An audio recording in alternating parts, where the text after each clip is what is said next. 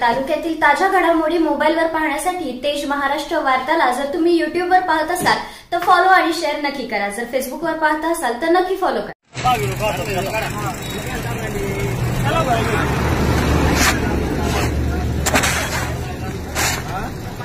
छत्रपती शिवाजी महाराज की जय। एक मराठा, एक मराठा, एक मराठा, एक मराठा, एक मराठा।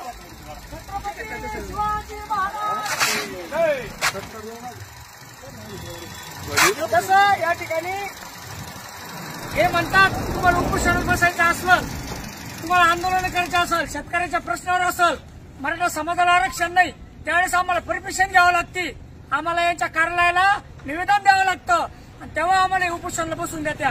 तसं आमच्या गावामध्ये तुम्हाला जर बॅनर उभे करायचे असेल तर परमिशन घेतली पाहिजे, गावाला अर्ज केला पाहिजे, ग्रामपंचायतला अर्ज केला पाहिजे, तेव्हाच आम्ही तुमचे बॅनर आणि पाट्या ठेवू, अन्यथा चालणार नाही। शेतकऱ्याची काय हाल चालली, कापसाला भाव नाही, प्यायला पाणी नाही, जनावरांना चारा नाही आणि यानंतर या ठिकाणी मराठ्याला आरक्षण नाही आणि त्याच्यामुळे आम्ही बॅनर काढलेले आहे आणि दुधाला भाव नाही।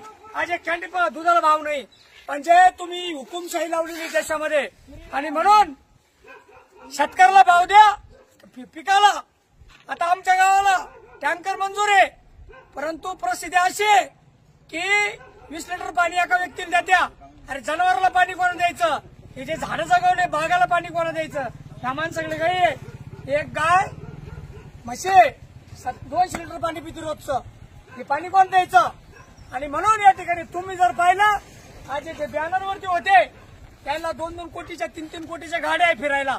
पहिली परिस्थिती जर यांची बघितली, यांना या ठिकाणी मोटरसायकल सुद्धा नव्हती, आम्हाला तरी जमिनी मोटरसायकल यायला काहीच नव्हतं। म्हणून जाहीर निषेध आहे, जोपर्यंत तुम्ही मराठा आरक्षण देणार नाही, सगळे सोयऱ्याचा कायदा पास करणार नाही, जोपर्यंत शेतकऱ्याच्या शेतीमालाला हमी भाव देणार नाही, शेतकऱ्याचे प्रश्न सोडणार नाही, जनसामान्याचे प्रश्न सोडणार नाही, तसा असाच निषेध या ठिकाणी होत राहील।